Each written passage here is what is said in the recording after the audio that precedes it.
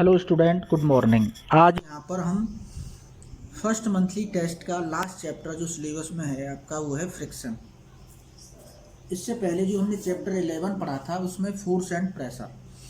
तो फोर्स में हमने डिफरेंट टाइप के क्या पढ़े थे, फोर्स पढ़े थे। तो ये वहाँ पर भी था कांटेक्ट फोर्स में हमने पढ़ा था। फ्रिक्शन फोर्स कांटेक्ट फोर्स होता है।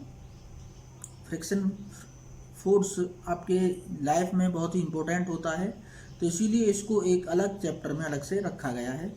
इसको समझने के लिए आपको अपने डेली लाइफ में कुछ एग्जांपल्स देखने होंगे। जैसे कि आप जब भी मूव कर रहे होते हैं और आपका पैर किसी बनाना पील पर रख जाता है तो आप फिसल जाते हैं। या आपने देखा है कि जो भी टायर्स होते हैं या आपके शूज ऑफ सोल होता है वो क्या है, जब आप पहनते रहते हैं उसे कंटिन्यूसली तो क्या है वो घिस जाते हैं। ये या जब भी आप ब्रेक लगाते हैं, अप्लाई करते हैं, तो आपकी साइकिल या कार क्या है कुछ दूर जाकर रुक जाती है। तो ये सब क्यों हो रहा है ऐसा?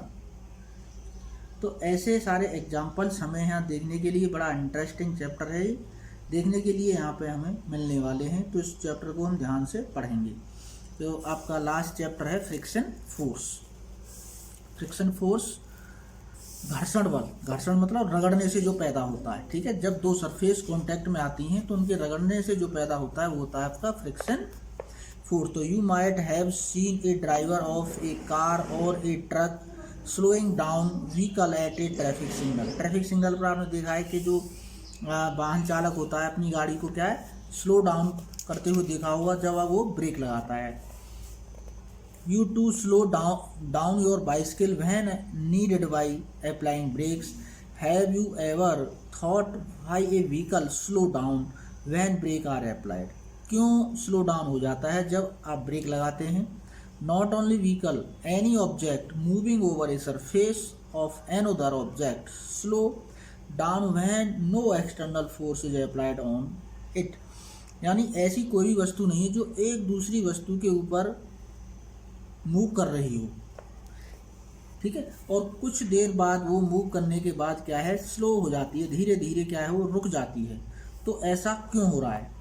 तो ये फोर्स एक तो इसके लिए कंडीशन है कि तभी पैदा होगा, अपोज होगा ये जब दो सरफेस एक दूसरे के कांटेक्ट में आएंगे। आपने देखा है कि आपकी जो बॉल होती है, फुटबॉल हो, क्रिकेट बॉल हो, जब प्लेयर्स उसको हिट करता है तो कुछ दूर जाकर वो रुक जाती है, जबकि आपने उस पर कोई भी फोर्स नहीं लगाया है। ठीक है, मीन्स आपने उसको रोकने की कोशिश भी नहीं की है, फिर भी वो कुछ समय बाद रुक जाती है। तो ऐसा क्यों हो रहा है?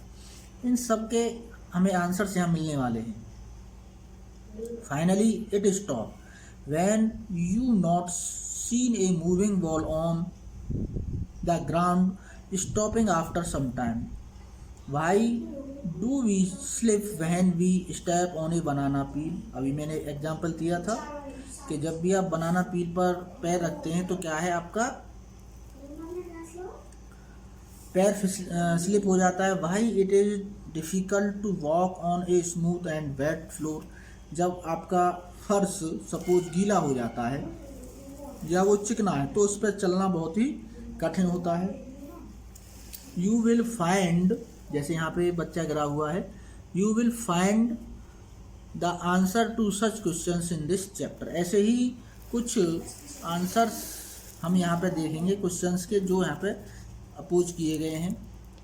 Force of friction, force of friction पैदा होता है कैसे? तो ये देखिए एक प्रैक्टिकल करके दिखाया गया है कि ये एक बुक है। ठीक है, बुक, तो इसको आप प्रैक्टिकल करके देखेंगे, पढ़ेंगे एक्टिविटी को। क्या है? Friction oppose relative motion between the surface of book and the table. यानी आपकी बुक है फर्स्ट पोजीशन में यहाँ पर है। ठीक है, आपने इसको क्या किया, पुश किया, पुश करने के बाद क्या है मूव की और कुछ समय बाद जाके रुक जाएगी। ऐसे यहाँ पर है, आपने इसको पुश किया तो कुछ दूर जाके रुक जाएगी। ठीक है, तो ऐसा क्यों हो रहा है? क्योंकि जो सरफेस किसकी है, बुक की और टेबल की, उनके बीच में क्या है फ्रिक्शन पैदा हो रहा है। उस फ्रिक्शन की वजह से क्या है, ऑब्जेक्ट को स्टॉप करने की कोशिश करता है फ्रिक्शन फोर्स। जब ऑब्जेक्ट मूव कर रही होती है तो उसको रोकने की कोशिश करता है। तो you so that if you apply the force along the left, यानी लेफ्ट में आप लगा रहे हैं तो friction act the right side, यानी अपोजिट साइड में लगता है। यदि आप लेफ्ट में मूव कर रहे हैं या आपकी कोई भी ऑब्जेक्ट लेफ्ट मूव कर रही है तो फ्रिक्शन कहाँ लगेगा आपका, राइट साइड में। If you apply the force along the right, यदि आप फोर्स राइट में लगा रहे हैं तो आपका फ्रिक्शन किधर पैदा होगा, लेफ्ट डायरेक्शन में। तो जिधर भी मोशन हो रही है उसके अपोजिट डायरेक्शन में आपका फ्रिक्शन फोर्स पैदा होता है। In both cases the force oppose the motion of the book, दोनों ही कंडीशन में आपकी बुक जब आप उसको पुश कर रहे हैं तो दोनों ही कंडीशंस में क्या हो रहा है, फ्रिक्शन फोर्स पैदा हो रहा है। The force of friction always oppose the applied force, कब पैदा होता है, जब आप फोर्स अप्लाइड करेंगे। In the above activity the force of the friction act between two surface of the book and the surface of द table, यानी book और जो टेबल की सरफेस है उन दोनों के बीच में ये वर्क कर रहा है। Is the friction the same for all surfaces, क्या फ्रिक्शन सभी सरफेस के लिए सेम होता है।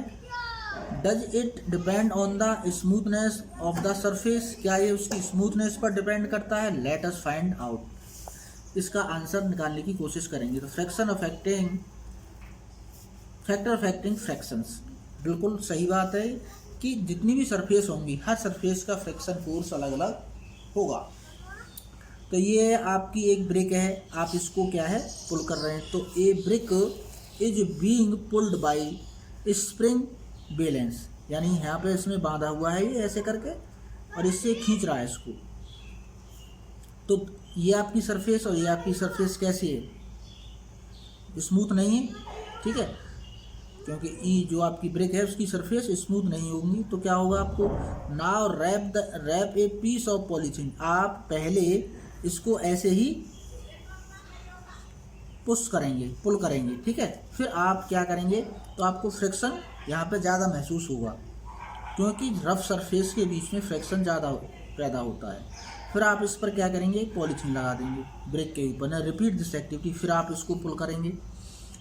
तो do you observe any difference in the reading of the spring balance in the above two cases, यानी आपका जो स्प्रिंग है, स्प्रिंग बैलेंस है, इस पर आ जाएगा कितना फोर्स आपको लगाना पड़ रहा है। पहली कंडीशन में ज़्यादा फोर्स लगाना पड़ रहा था या पॉलीथीन इस पर रैप करने के बाद ज़्यादा फोर्स लगाना पड़ रहा है। तो what might be the reason for this difference, इस डिफरेंस का क्या रीजन है, यानी डिफरेंस आएगा 100% आएगा, एक बार रैप करने के बाद एक बार without wrap. Repeat this activity by the wrapping piece of jute bag around the brick, आप दूसरा भी जूट का रैप कर सकते हैं ईंट के ऊपर, फिर एक्टिविटी को करेंगे। तो तीनों ही कंडीशन में आपकी क्या है, वेरिएशंस आएंगी। तो स्प्रिंग बैलेंस से कैसा होता है, ये आपने देखा होगा सभी, ये किसी की शॉप पे मिल जाता है, मार्केट में मिल जाता है, यहाँ पे ये दिया हुआ है कितना इसमें वेट है, कितना आपको लगाना पड़ रहा है, ठीक है। एक कॉइल बनी हुई होती है, इसमें एक स्प्रिंग लगी हुई होती है। ऐसे यहाँ पे बच्चे प्रैक्टिकल कर रहे हैं कुछ कि ये एक सेल है, सेल को बार बार गिरा रहे हैं। पहले इन्होंने क्या किया है यहाँ पर कि एक इंक्लाइंड इन्होंने बनाया हुआ है और यहाँ से सेल को गिराते हैं, ठीक है। तो ये एक डिस्टेंस मेजर करता है। फिर इन्होंने क्या है, इसके ऊपर क्या लगा दिया है, का एक बोर्ड शीट लगा दी है। तो फिर इन्होंने एक्टिविटी को देखा है। तो पहली कंडीशन में देखिए आप, सेल ज़्यादा डिस्टेंस कवर किया है, दूसरी इसमें उसने कम डिस्टेंस कवर किया है। दूसरी इसमें जब इन्होंने इसके ऊपर क्या लगा दिया, एक शीट लगा दी है कोई, तो कैसी है, रफ है। रफ सरफेस का मतलब क्या हो रहा है, आप समझ में आ रहा होगा कि रफ सरफेस में फ्रिक्शन ज़्यादा पैदा हो रहा है क्योंकि ये डिस्टेंस कम कवर कर रहा है। जहाँ पर डिस्टेंस ज़्यादा कवर हो रही है इसका मतलब क्या है कि वहाँ पे फ्रिक्शन कम है। इसका मतलब वो सरफेस कैसी, स्मूथ है एज कंपेयर, ठीक है ना। इन विच केसेस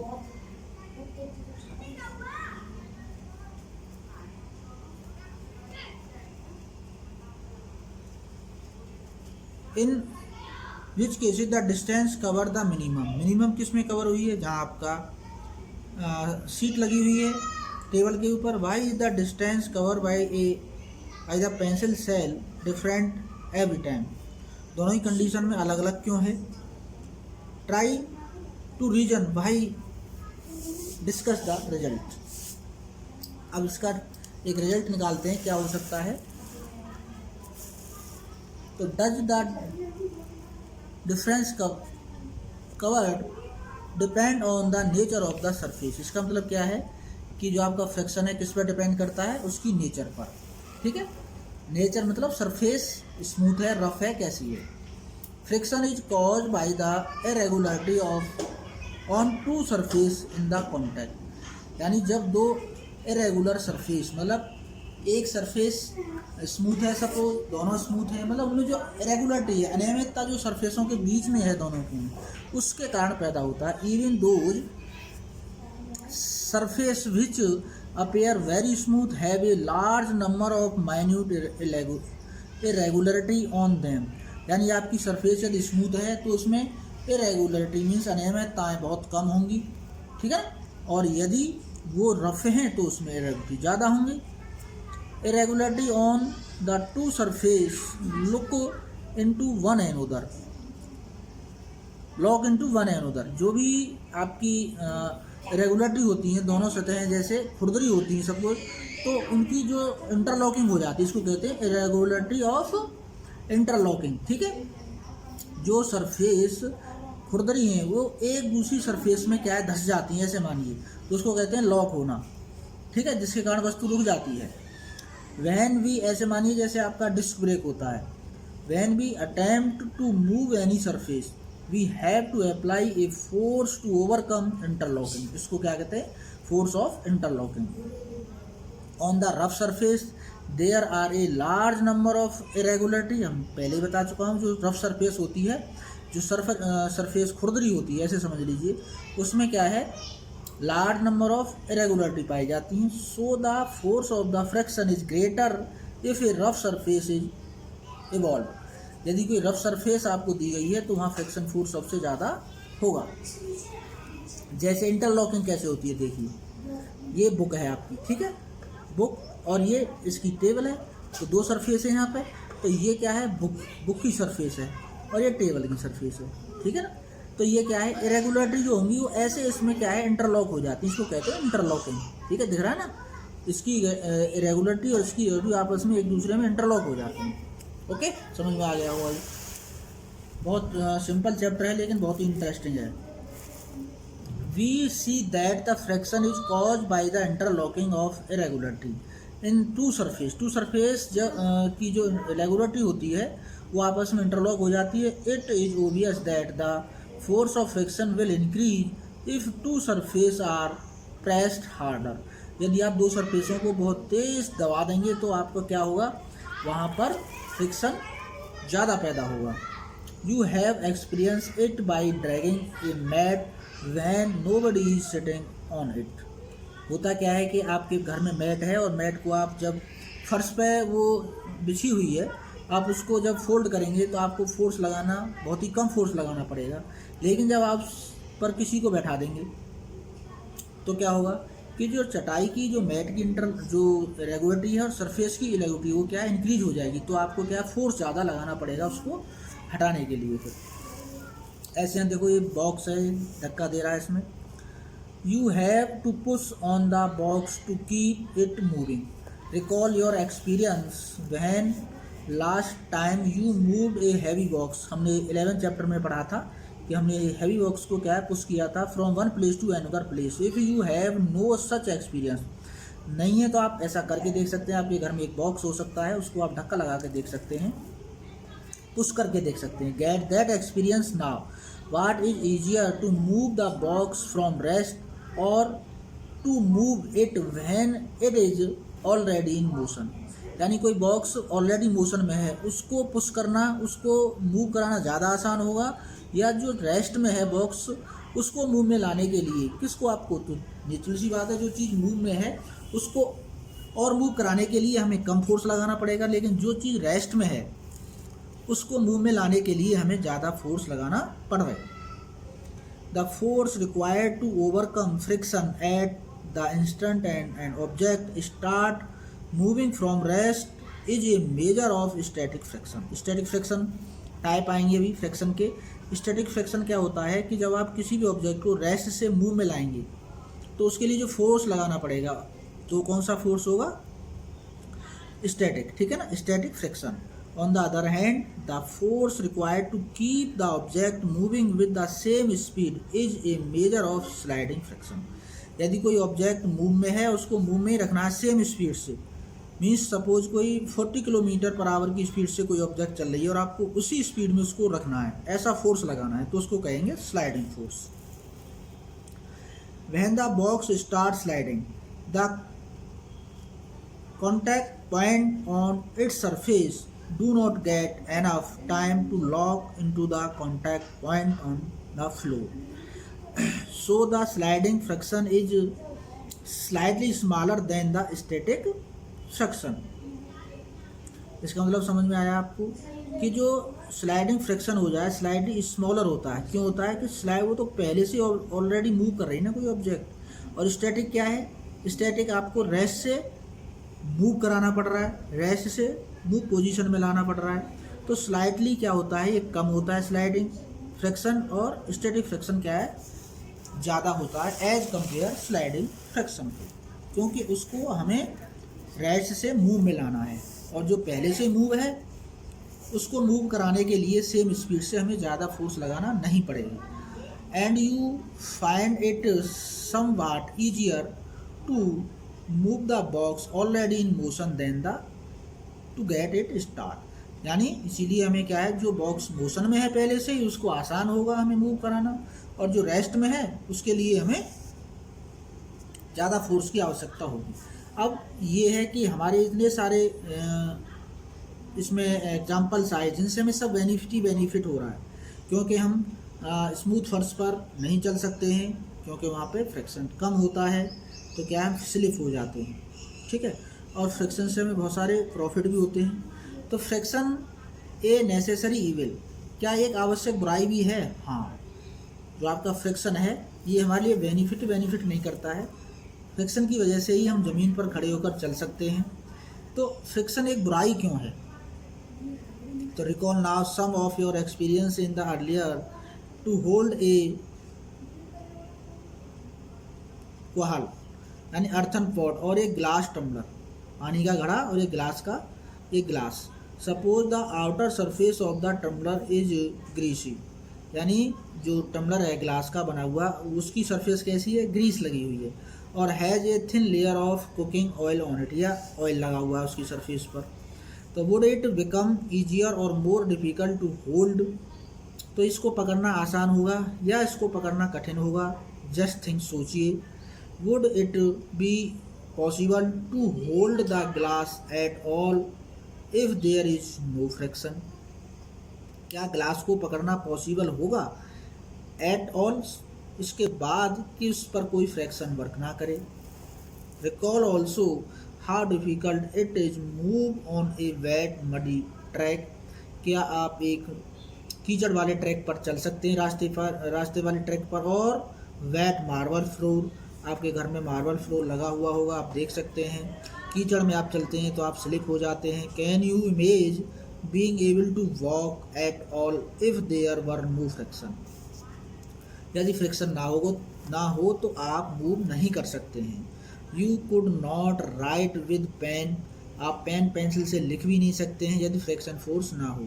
आपकी जो इंक होती है, पेन से जो इंक निकलती है, पेपर और जो इंक का जो आगे का ये पोर्शन होता है इसके बीच लगने वाले फ्रिक्शन फोर्स के कारण आप लिख पाते हैं, ठीक है, आपकी पेपर पर पेंसिल चल पाती है।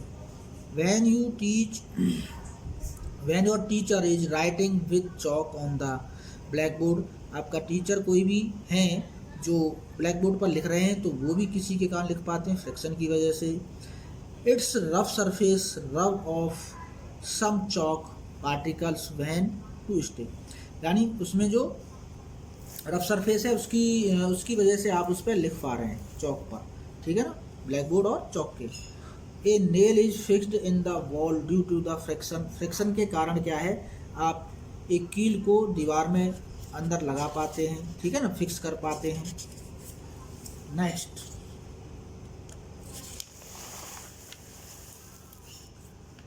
नेक्स्ट है आपका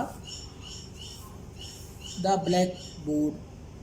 could it happen if there no friction between chalk and board. यदि चॉक एंड बोर्ड के बीच में फ्रिक्शन ना हो तो क्या होगा, तो आप लिख ही नहीं सकते हैं। If N object start moving, यदि कोई ऑब्जेक्ट मूव में है तो इट वुड नेवर स्टॉप, तो वो कभी भी स्टॉप नहीं होगी। If there were no friction, यदि उनके बीच में कोई फ्रिक्शन नहीं है सरफेस के बीच में। Had there be no friction between the tyres of the automobile and the road, यानी रोड और टायर के बीच में फ्रिक्शन नहीं है, तो आपका क्या होगा, आपकी जो ऑब्जेक्ट है कभी भी नहीं रुकेगी। They could not be start और stop, turn to change direction of motion, कभी भी वो ना तो डायरेक्शन को चेंज कर सकती है, ठीक है। You could not fix a nail on the wall, आप एक वॉल के अंदर एक कील को फिक्स नहीं कर सकते हैं यदि क्या नहीं हो, फ्रिक्शन नहीं हो। Without friction no building could be constructed, कोई भी बिल्डिंग नहीं बनाई जा सकती है। अब आपने एक्सपीरियंस देखा होगा, आपके जो सोल होते हैं, ठीक है, शूज के, तो आपने देखा है वो क्या है, घिस जाते हैं, ठीक है। Sole of shoes wear out due to friction, friction के कारण वो बाहर की तरफ निकल आते हैं। तो ये सारे फ्रिक्शंस के हैं, तो ये सब फ्रिक्शन की क्या है, बुराइयाँ हैं। Friction can also produce heat, आपने देखा जब आपने हाथों को आप रब करते हैं, ठीक है, देखिए ये गर्ल्स है अपने हाथों को रब कर रही है, तो क्या है, फ्रिक्शन के कारण क्या है, हीट पैदा होती है। तो rubbing your of your Pal make your feel warm, ठीक है। जब आप अपनी हथेलियों को, अपने हाथों को आपस में रब करेंगे तो क्या है, एक हीट उसके अंदर पैदा हो जाती है। और यदि आपने देखा है जो मैच स्टिक होती है, मैच स्टिक भी आपकी फ्रिक्शन के कारण ही बर्न करती है, ठीक है। तो ये से बहुत सारे एग्जांपल्स हैं जो विदाउट फ्रिक्शन नहीं हो सकते हैं, जो आपके लाइफ में इम्पोर्टेंट होते हैं। अब फ्रिक्शन को आप इंक्रीज और डिक्रीज, जब इतनी सारी हमारे पास समस्याएं हैं तो हम इनको भाई विदाउट फ्रिक्शन मूव भी नहीं कर सकते हैं, ठीक है। और विदाउट फ्रिक्शन हमारे बहुत सारे ऐसे वर्क हैं जो नहीं हो सकते हैं। तो इसको रिड्यूस और इंक्रीज करने के लिए हमें क्या करना पड़ेगा, तो इंक्रीजिंग एंड रिड्यूसिंग फ्रिक्शन। देखो जब हम सरफेस पर चलते हैं, हमारी वाहन है, जो भी व्हीकल्स हैं सरफेस पर चलते हैं, तो उनमें एक स्पेशल टाइप की क्या है, उनकी डिज़ाइन बनाई जाती है, ठीक है ना। आप इसमें देख लेंगे जैसे आपके कबड्डी या क्रिकेट के जो प्लेयर होते हैं उनके शूज़ होते हैं, उनमें स्पाइक लगाए जाते हैं, आपने देखा है। या आपके कार है, ट्रैक्टर है, आप शूज़ जो पहनते हैं उनमें स्पेशल टाइप के क्या है, नीचे सॉल लगाए जाते हैं जिससे फ्रिक्शन फोर्स इंक्रीज हो सके। तो फ्रिक्शन फोर्स को इंक्रीज करने के लिए जो ऑब्जेक्ट की शेप है उसको चेंज किया जाता है, इस तरह से बनाया जाता है जिससे उसमें ज़्यादा से ज़्यादा फ्रिक्शन हो और आसानी से मूव कर सके। जैसे आपके शूज़ हैं, टायर, ट्रैक्टर आपने देखा होगा, उनमें क्या बनाए जाते हैं, खांचे से बनाए जाते हैं या इरेगुलरिटीज उनमें बनाई जाती हैं जिससे आप आसानी से मूव कर सकें। दूसरा क्या है कि आप जब भी कैरम खेलते हैं तो आपने देखा है जब आपका स्ट्राइकर मूव नहीं करता है तो आप उस पर क्या है, पाउडर लगा देते हैं या कोई भी ऐसी चीज़ जो स्मूथ हो तो आपका स्ट्राइकर आसानी से चलने लगता है। तो आप पढ़ रहे हैं ना, इसमें ज़्यादा वो नहीं है।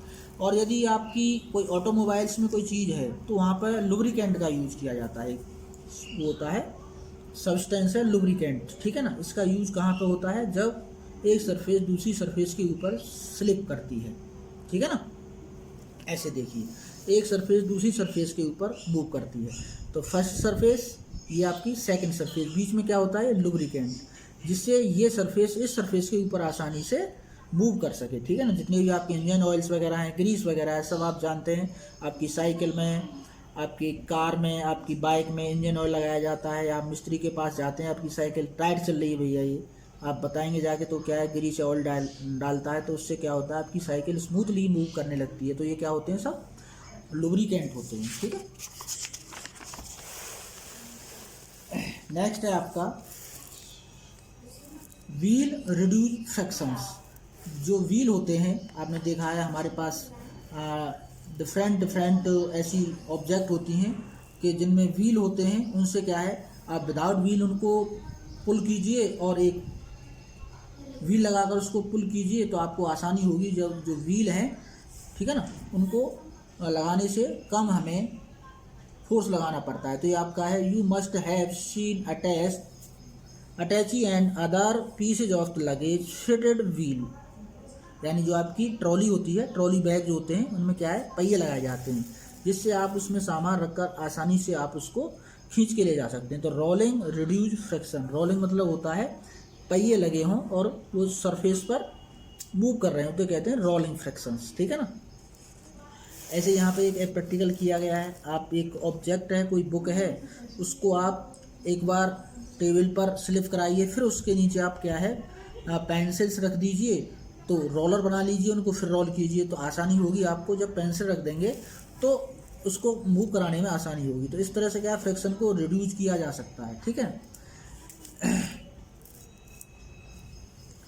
नेक्स्ट है आपका फ्रिक्शन। आपके डिफरेंट टाइप के होते हैं। When one body roll over a surface of an other body, जब एक बॉडी दूसरी बॉडी के ऊपर रोल करती है, मतलब लुढ़कती है।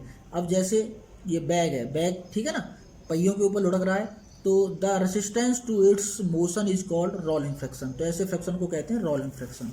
रोलिंग रिड्यूज फ्रिक्शन, यानी रोलिंग मतलब लुढ़कना फ्रिक्शन को कम कर देता है। It is always easier to roll than to side a body over an other side, ठीक है ना, मतलब एक साइड दूसरी साइड को किसी भी ऑब्जेक्ट को ले जाने में हेल्प करता है। That is the reason it is convenient to pull luggage fitted with rollers, यानी जो भी लगेज होता है उसको रोलर के साथ खींचना, रोलर हो सकते हैं, पहिए लगी हुई कोई भी चीज़ हो सकती है, आसान होता है उससे खींचना। Can you now understand why the wheel is said to be one of the greatest invention of the mankind. मानव का सबसे महत्वपूर्ण चीज पहिया, ठीक है ना। जैसे ही आप हिस्ट्री में पढ़ा है, जैसे भी हमारे व्हील का आविष्कार हुआ तो हमारे जीवन में एक क्रांति आ गई थी। तो since the rolling friction is smaller than the sliding friction, यानी जो आपका रोलिंग फ्रिक्शन होता है वो स्मॉलर होता है देन द स्लाइडिंग। स्लाइडिंग क्यों होता है? स्लाइडिंग फ्रिक्शन से। Sliding is replace is most machine bye rolling by the use of the ball bearing, यानी कुछ मशीनों में ऐसे पहिए न लगाकर क्या है, बेरिंग का यूज किया गया, जिससे फ्रिक्शन को और कम किया जा सके, तो उसको कहते हैं स्लाइडिंग फ्रिक्शन। यानी जब एक सरफेस दूसरी सरफेस के ऊपर मूव करती है by rolling the use of the ball bearing. Common example are the use of ball bearing between hub and the axle. जो आपकी साइकिल होती है, आपने देखा है एक्सल होता है उसमें और एक हब होता है, उसके बीच में बेरिंग लगा होता है, ठीक है ना। तो उससे क्या है कि आपके जो फ्रिक्शन है बहुत रिड्यूस हो जाता है, आपकी जो स्मूथली चीज़ें चलने लगती हैं।